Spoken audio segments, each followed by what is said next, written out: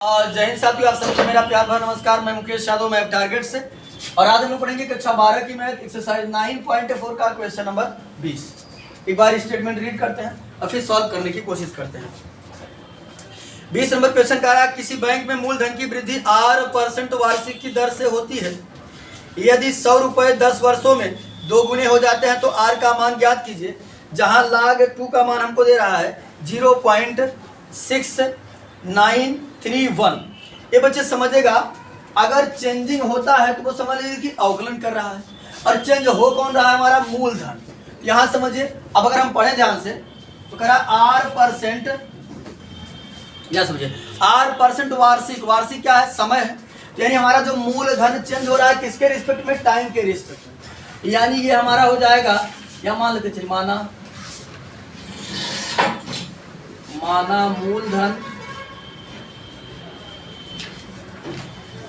मूलधन P तथा दर R।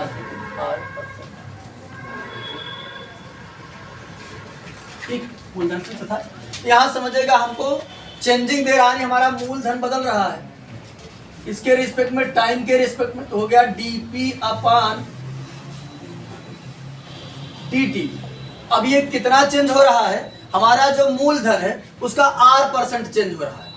कितना बढ़ रहा है, R%। किसका, मूलधन का। मूलधन हमारा कितना था, P, और P का कई परसेंट, R%। अब अगर परसेंट हटता है तो क्या लग जाता है, बटे 100 आ जाता है। तो हो जाएगा हमारा dP/dt बराबर हो जाएगा P/R/100। और यहां पर हम पढ़ रहे हैं वेरिएबल सेपरेबल फॉर्म, यानी कि सेम वेरिएबल के एक तरफ करते हैं। तो ये dP है तो P को इधर गुणा कर देंगे और dt को उधर गुणा कर देंगे। हो जाएगा dP/P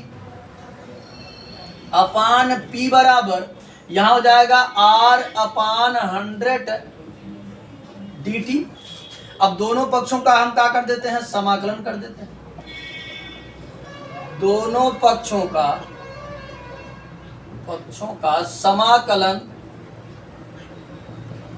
करने पर, दोनों पक्षों का समाकलन करेंगे जिसका हो जाएगा dP/P। और यहां अगर हम बात करें तो R/100 हमारा कांस्टेंट है, क्योंकि यहाँ t के रिस्पेक्ट कर रहे हैं तो ये कांस्टेंट का काम करेगा। R/100 हमारा कांस्टेंट है, यहां हो जाएगा 1 dt। ये बच्चे 1/P होता है log P। और यहां अगर बात करें हम हो जाएगा R/100 log। अब अगर यहां हम बात करें हो जाएगा R/100 और इसका हो जाएगा t और प्लस log c। एक क्वेश्चन हमने log c कंसीडर कर लिया। तो अब यहां समझिएगा बच्चे ध्यान से, इसको इधर उठा लाते हैं। जब ये इधर आएगा तो हो जाएगा log P minus log C बराबर R/100 इंटू T। तो हो गया log M minus log N, तो log M/N log P/C बराबर R/100 T। ठीक है, अब यहां समझिएगा, यहां से log हटेगा, यहां पर क्या हो जाएगा, e के पावर। ठीक, तो यहां बन जाएगा हमारा P/C बराबर e के पावर RT/100। ठीक, अच्छा ये log 2 का मान दिया का, ऐसा करते हैं c का मान निकाल लेते हैं, इसको e के पावर नहीं करते हैं, जिससे log 2 का हमारा मान यूज हो जाए। तो यहीं से करते हैं, हम कहा गया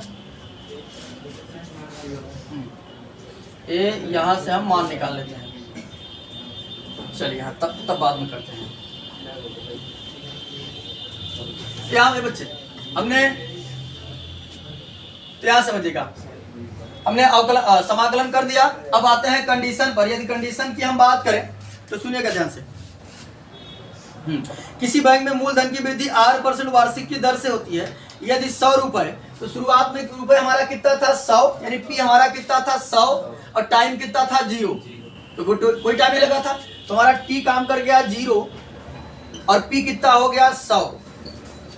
ठीक, क्या हो जाएगा यहाँ तो रख देते हैं, हो जाएगा log 100 बराबर R/100 और t कितना है 0। ठीक, यहाँ हो जाएगा हमारा प्लस log c, यहाँ करेंगे तो हो जाएगा 0। ठीक, अब अगर बात करें हम, यहाँ बचेगा हमारा log 100 बराबर log c, log से log कैंसिल करा देंगे तो c की वैल्यू कितनी आ गई 100, तो c बराबर हमारा आ गया, c बराबर 100। और इसको हम मान लेते हैं समीकरण फर्स्ट, तो c की वैल्यू यहां रख देते हैं, log c का मान समीकरण 1 में रखने पर यहां रख देते हैं, तो हो जाएगा log p बराबर R/100t प्लस log c, और c की वैल्यू कितनी है 100, तो हो गया log 100। ठीक, उसके बाद समझिए बच्चे दूसरा कंडीशन बात करते हैं। अगर हम दूसरे कंडीशन की बात करें तो दूसरे कंडीशन में हमसे कहा जा रहा है कि यदि 100 रुपए 10 वर्ष हो बाद, यहाँ टाइम कितना हो गया 10 वर्ष, टाइम हो गया हमारा 10 वर्ष और 2 गुना हो जाता है, तो 2 गुना हो जाता है तो कितना हो जाएगा, पहले था 100 का 2 गुना 200, तो टी हमारा काम कर गया 10 और पी हो गया 200, तो रख देते हैं फिर से, इसको मान लेते हैं इक्वेशन सेकेंड। क्या हो जाएगा log p की जगह कितना रखेंगे 200 बराबर R/100 इंटू टी की जगह 10 प्लस log 100। तो यहां समझिएगा बच्चे ध्यान से, 10 1 के 10, 10 दामा 100। ठीक, इसको इधर उठा लाते हैं, तो हो जाएगा log 200 माइनस log 100, और यहां हो जाएगा हमारा R/10 log m minus log n, तो हो जाएगा log 200/100 यानी log m/n बराबर R/10, 100 1 के 100, 100 दूना 200, तो हो गया log 2 बराबर R/10। और log 2 की यदि हम बात करें तो क्वेश्चन में हमको दिया जा रहा मान, इसका log 2 का मान दिया जा रहा है 0.6931, ये हमारा log 2 का मान बुक में दिया जा रहा है, हाँ 0.6931 बराबर हो गया R/100, क्रॉस मल्टीप्लाई करेंगे 0.1 अंक उधर खिसक जाएगा, ये हो जाएगा हमारा 6.931 बराबर R। ठीक, तो हमसे R का ही मान पूछा गया था, तो मैं R का मान आसानी से बता दिया कि R का मान कितना होगा, तो R का मान होगा 6.931। ठीक, चलिए अब हम लोग अगला क्वेश्चन नंबर 21 समझते हैं। सेम क्वेश्चन नंबर 20 के जैसा क्वेश्चन नंबर 21 भी है, बस 21 में अगर हम बात करें तो संख्या नहीं, सॉरी 20 में हमको संख्या नहीं दी गई थी, 21 में जबकि R का मान हमको दे दिया गया है। चलिए पढ़ते एक बार क्वेश्चन। किसी बैंक में मूलधन की वृद्धि 5% वार्षिक की दर से होती है, उसमें मूलधन की वृद्धि जो हो रही थी, उसमें मूलधन की वृद्धि 8% वार्षिक हो रही थी, और इसमें मूलधन की वृद्धि 5% वार्षिक, वही यहाँ पर R की जगह दे दिया गया है 5%। इस बैंक में 1000 रुपए जमा कराए जाते हैं, यानी मूलधन कितना हो गया, ये कंडीशन की बात है। ठीक, ज्ञात कीजिए कि 10 वर्ष बाद यह राशि कितनी हो जाएगी यदि e के पावर 0.5 बराबर 1.648 है। तो समझिएगा बच्चे, यहाँ मान लेते हैं कि माना मूलधन P तथा हमारा जो दर है वो क्या है R%। माना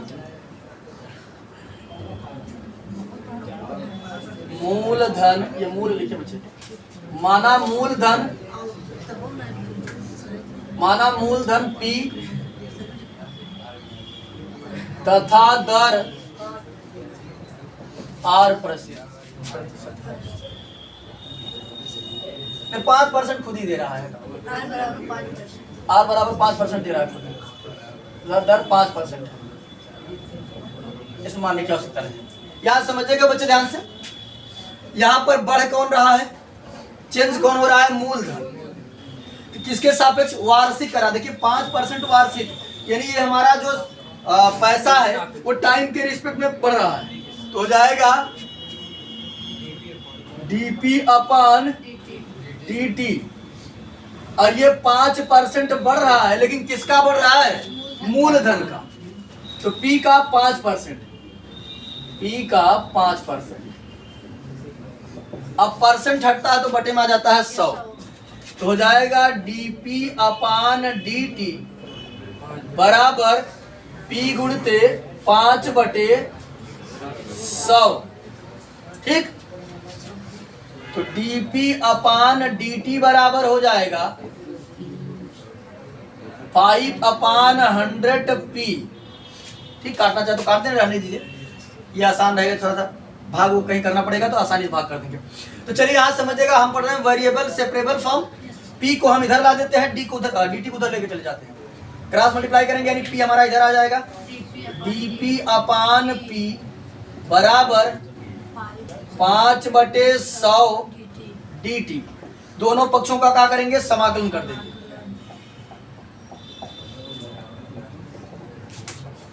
दोनों पक्षों का समाकलन करने पर,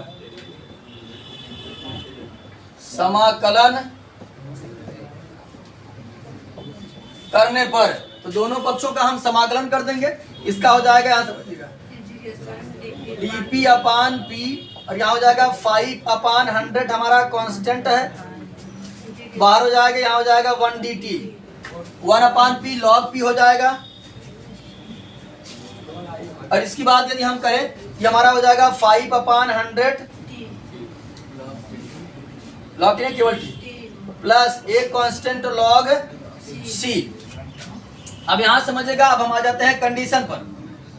ठीक, और कंडीशन की यदि हम बात करें, देखो तो कह रहा है कि किसी बैंक में मूलधन की वृद्धि 5% वार्षिक दर से होती है, 5% वार्षिक दर से होती है। इस बैंक में 1000 रुपए जमा किया गया था। शुरुआत में पैसा कितना था, 1000, टाइम कितना था, 0 था, शुरुआती था ना टाइम, तो कुछ इनिशियल टाइम अगर आप पढ़े होंगे फिजिक्स में होगा, ठीक, इनिशियल वेव वगैरह पढ़े होंगे वहां पर। तो यहाँ पर शुरुआती टाइम क्या है, कुछ नहीं है, तो 0 है।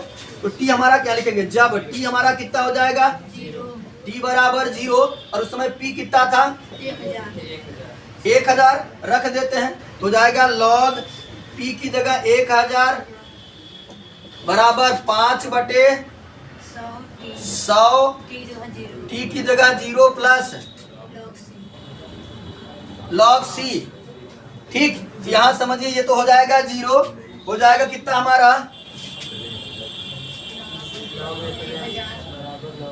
लॉग 1000 बराबर लॉग सी। ठीक, चाहे तो लॉग सी की जगह डायरेक्ट मान रख दे, लॉग 1000 रख दे, और जो लॉग से लॉग कैंसिल कराएंगे फिर सी की वैल्यू को, यानी लॉग सी की डायरेक्ट वैल्यू कितनी आ गई, लॉग 1000 आ गई। यहाँ पर रख देते हैं हम, तो बन जाएगा हमारा, इसको मान लेते हैं इक्वेशन, लॉग सी का मान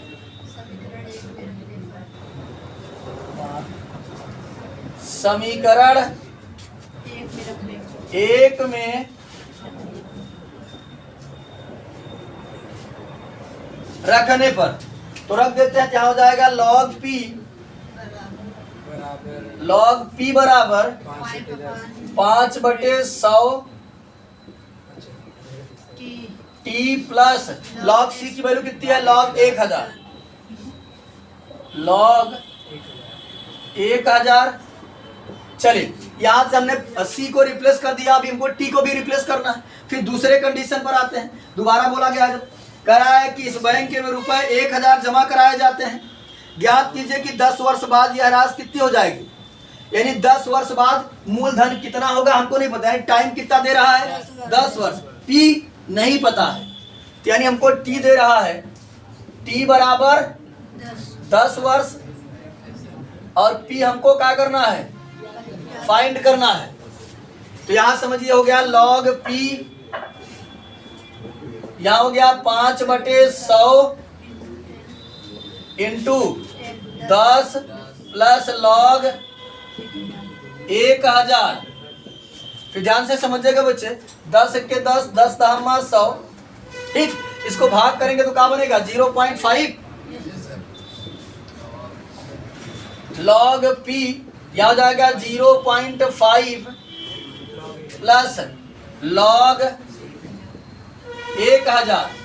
इसको इधर लाते हैं, इधर आएगा तो क्या हो जाएगा माइनस, हो जाएगा log p माइनस log 1000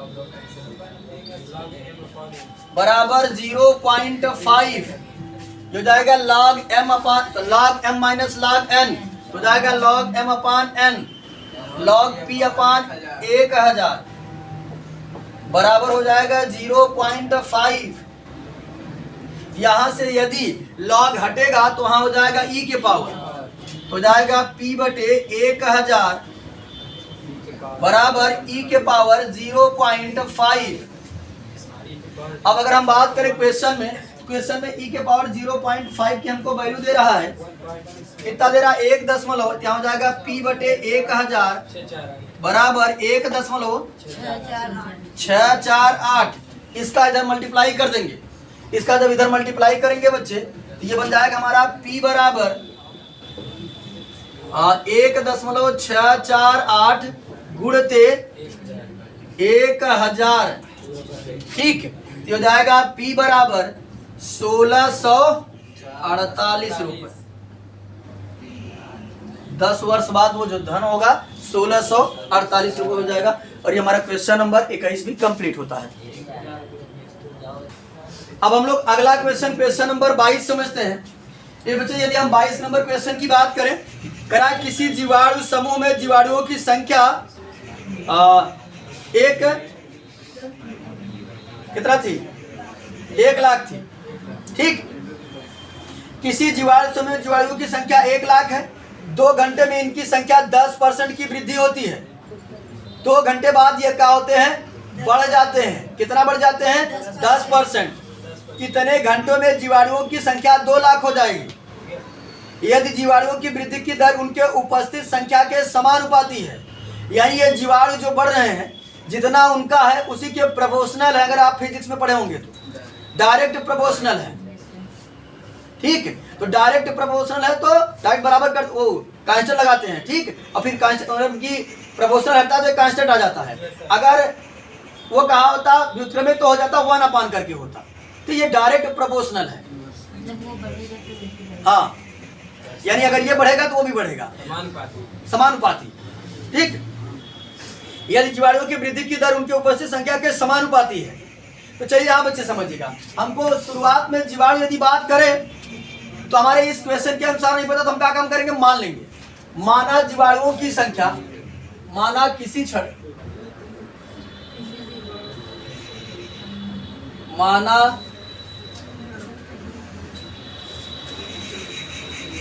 किसी क्षण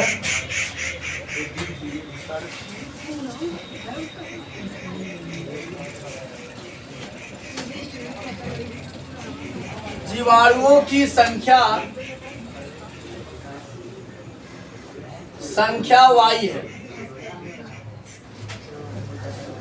ये बच्चे जीवाणुओं की संख्या कितनी है, y है। अब यहां समझिए जीवाणु बढ़ रहे हैं, समझिएगा ध्यान से। जीवाणु कैसे बढ़ रहे हैं, 10% की वृद्धि होती है 2 घंटों में, यानी समय के सापेक्ष बढ़ रहे हैं। यानी ये y हमारा चेंज हो रहा है, लेकिन किसके सापेक्ष, टाइम के सापेक्ष, यानी dy अपान dt। और ये प्रोपोर्शनल है किसके, जीवाणुओं की संख्या के बराबर। जीवाणुओं की संख्या क्या थी, y के प्रोपोर्शनल है। अब यहां अगर प्रोपोर्शनल का साइन हटेगा एक कांस्टेंट आ जाएगा, यहां समझिएगा, यहां हो जाएगा dy अपान dt। प्रोपोर्शनल हटा करके हमने बराबर लगाया तो एक कांस्टेंट यहां हमने मान लिया k और बाकी y था तो y। अब हम पढ़ रहे हैं वेरिएबल सेपरेबल फॉर्म। तो y को इधर लाते हैं, dt को उधर लेके चले जाते हैं, गुणा कर देते हैं, क्रॉस मल्टीप्लाई। तो हो जाएगा dy अपान y बराबर k dt। दोनों पक्षों का समाकलन कर देते हैं, दोनों पक्षों का समाकलन करने पर, समाकलन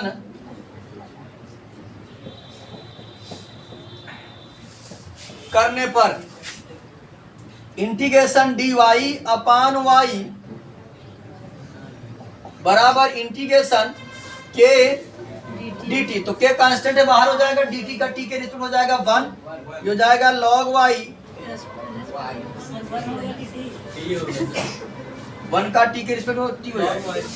क्या समझिए, log y k कांस्टेंट है बाहर, इसका हो जाएगा t प्लस log c एक कांस्टेंट हमने कंसीडर कर लिया। ठीक, अब यहां समझेगा। अब हम बात करेंगे कंडीशन। तो कंडीशन की अगर बात करें तो शुरुआत में अगर बच्चे जीवाणुओं की संख्या कितनी थी, 1 लाख, टाइम कितना था 0, यहां हो जाएगा t बराबर 0।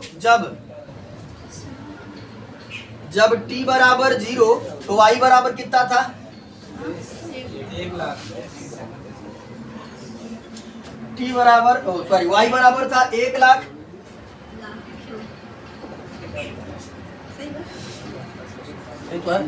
चलिए यहां रख देंगे बच्चे, हो जाएगा log y की जगह कितना रखेंगे 1 लाख,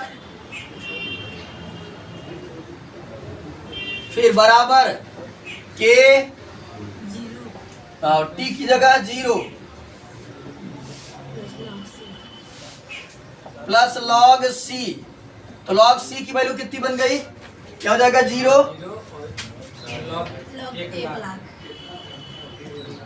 log c की वैल्यू हो गई log 1 लाख।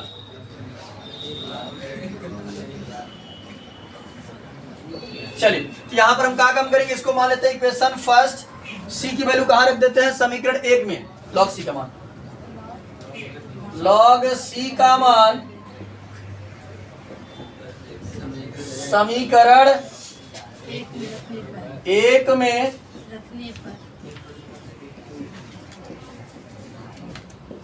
रखने पर, तो log c का मान समीकरण 1 में रखेंगे तो हो जाएगा log y बराबर kt प्लस log 1 लाख। चलिए अब आ जाते हैं अगले कंडीशन पर, देखते हैं आगे क्या बोला जा रहा है। 2 घंटे टाइम दिया, 2 घंटे में इनकी संख्या 10% की वृद्धि होती है, यानी 2 घंटे में ये कितने बढ़ जाते हैं 10%। क्या समझेगा, जब t हमारा था 2 घंटे, यानी जब t बराबर 2 तो y कितना हो गया था 10%, यानी वर्तमान के 10% बढ़ गए थे। तो वर्तमान में थे कितने 1 लाख, 2 लाख हो गए। इसका बढ़ रहा है 10%, तो परसेंट पूरा होता है 100, तो 10% बढ़े कितना हो जाएगा 110%। डायरेक्ट अगर निकालना चाहें तो 110 बटे 100। देखो या तो आप क्या काम करो, इसका 10% निकाल कर 1 लाख में जोड़ो, या आसान तरीका है कि 10% बढ़ रहा है तो परसेंट होता है 100 में 10 जोड़ के कितना हो गया 110%, डायरेक्ट निकालते डायरेक्ट आ जाएगा। क्या समझिए, 1 0 से 1 0, 1 0 से 1 0 कट गया, 11 के 11, ठीक 4 1,10,000, 1,10,000 हो गया हमारा y। तब यहां रख देते हैं वैल्यू, तो हो जाएगा log y की जगह 1,10,000 बराबर k t की जगह कितना रखेंगे 2 प्लस log 1 लाख। यहां समझिएगा बच्चे ध्यान से, इसको इधर लाते हैं तो क्या हो जाएगा माइनस, हो जाएगा log 1,10,000 माइनस log 1 लाख बराबर 2k। गुणा करेंगे 2k हो जाएगा ना। फिर समझिएगा बच्चे ध्यान पूर्वक, यहाँ लग जाएगा हमारा log m minus log n, तो log m अपान n 1,10,000 बटे 1,00,000 बराबर 2k। ठीक, तो यहां समझेगा 1 2 3 4 1 2 3 4 हो गया log 11 बटे 10 बराबर 2k। यहां से हमको k की वैल्यू निकालनी है तो 2 से क्या करेंगे, भाग कर देंगे, तो भाग कर देंगे तो हो जाएगा log 11 बटे 10 अपान 2, log 11 बटे 10 अपान 2 बराबर k। k का मान कहाँ रख देते हैं, इसको मान लेते हैं हम समीकरण 2, k का मान समीकरण 2 में रख देते हैं। k का मान समीकरण 2 में रखने पर, तो अब थोड़ा सा इसको बच्चे इरेज करना पड़ेगा, इधर का इरेज करके फिर सॉल्व करते रहे हम।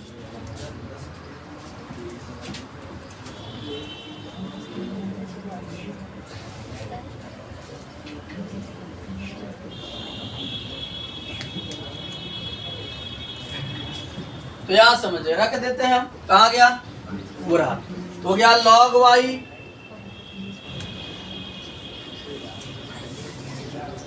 बराबर k की वैल्यू कितनी है log 11 बटे 10 अपान 2, फिर t तो t प्लस log 1,00,000।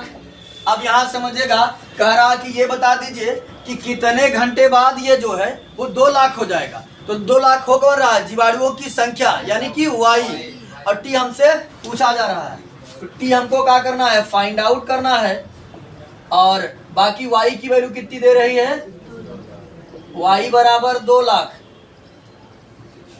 ठीक, चलिए तो रख देते हैं वैल्यू, y की जगह हमने रखा log 2 लाख बराबर log 11 बटे 10 बटे 2 प्लस टी प्लस log 1,00,000। इसको इधर लाते हैं, इधर आएगा तो क्या हो जाएगा, माइनस हो जाएगा log 2 लाख माइनस log 1,00,000, एक के बाद 5 0 है, बराबर log 11 बटे 10 अपान 2 इंटू टी। ये बच्चे ये हो जाएगा log m minus log n है, तो log m अपान n, तो log 2 लाख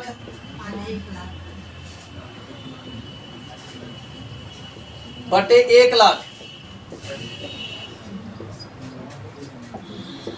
बराबर log 11 बटे 10 अपान 2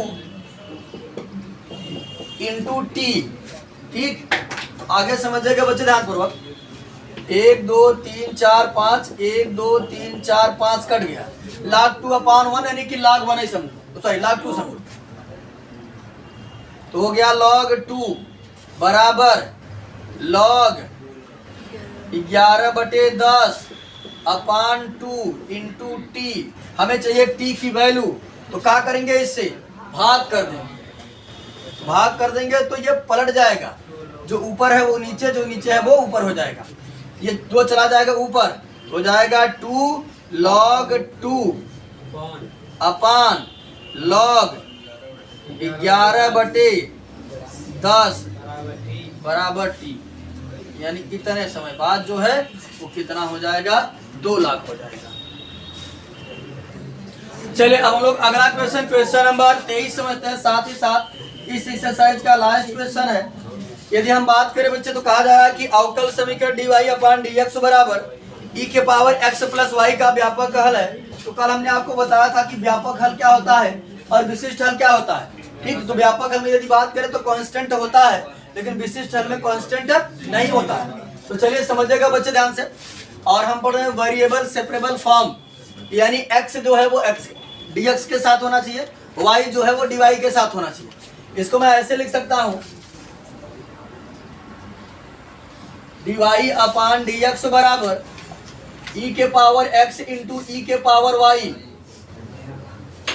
क्योंकि जब आधार समान होता है तो घातें क्या होती हैं, जुड़ जाती हैं। x प्लस वाई, यानी उस अगर इससे हम e के पावर x इंटू e के पावर y को अगर हम e के पावर x प्लस वाई लिख सकते हैं, e के पावर x प्लस वाई को हम भी ऐसे लिख सकते हैं। अब पढ़ेंगे, हम करेंगे क्या, वेरिएबल सेपरेबल फॉर्म पढ़ रहे हैं, तो y को y के साथ कर y को dy के साथ करेंगे, x को dx के साथ करें। इसका इधर मल्टीप्लाई कर देते हैं, y का इधर मल्टीप्लाई कर देते हैं,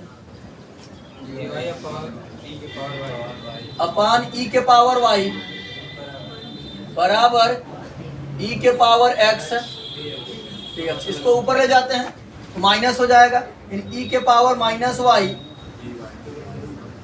dy बराबर e के पावर x dx।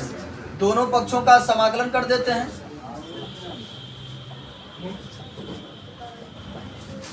दोनों पक्षों का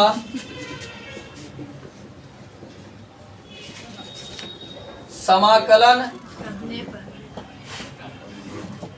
करने पर, तो दोनों पक्षों का अगर समाकलन करेंगे बच्चे, क्या समझिए, यहां हो जाएगा इंटीग्रेशन, यहां हो जाएगा इंटीग्रेशन e के पावर माइनस y dy बराबर इंटीग्रेशन e के पावर x dx।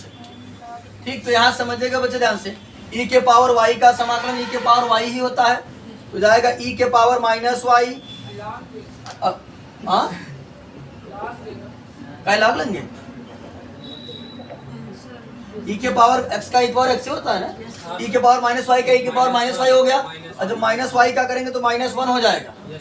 ठीक, बराबर e के पावर x का e के पावर x होगा प्लस एक कांस्टेंट c, क्या समझिए, जो जाएगा माइनस e के पावर माइनस y बराबर e के पावर x प्लस c। इसको उधर उठा ले चलते हैं, तो उधर जाएगा तो यहाँ बचेगा 0 बराबर e के पावर x, ये माइनस था पक्षांतर किए तो प्लस e के पावर माइनस y प्लस एक कांस्टेंट c। अब 0 को चाहिए पहले लिखो, चाहिए बाद में, तो हो जाएगा e के पावर x प्लस e के power minus y plus c बराबर 0। ठीक, ये भी हो सकता है, या तो आप कांस्टेंट को भी चेंज कर सकते हैं, e के पावर x प्लस e के पावर माइनस y, ठीक, बराबर माइनस c, पक्षांतर करेंगे तो ये हो गया e के पावर x प्लस e के पावर माइनस y। और ये समझेगा कि हमने मान लिया कि स्मॉल c था, इसको हटा करके हमने कैपिटल C लिख दिया, तो कांस्टेंट को हम अपने इच्छा अनुसार मॉडिफाई कर सकते हैं, या हटाकर हम कैपिटल A लिख सकते हैं, कुछ भी लिख सकते हैं। तो कौन सा ऑप्शन है, ऑप्शन ए आपका जो है वो करेक्ट है। ठीक, तो आज की क्लास में एक्सरसाइज 9.4 को पूरी तरीके से समाप्त कर लिया है। अब हमारा जो नेक्स्ट क्लास होगा वो अगले एक्सरसाइज पर होगा। इस वीडियो में इतना ही, बाकी मिलते हैं नेक्स्ट वीडियो में, तब तक के लिए जय हिंद।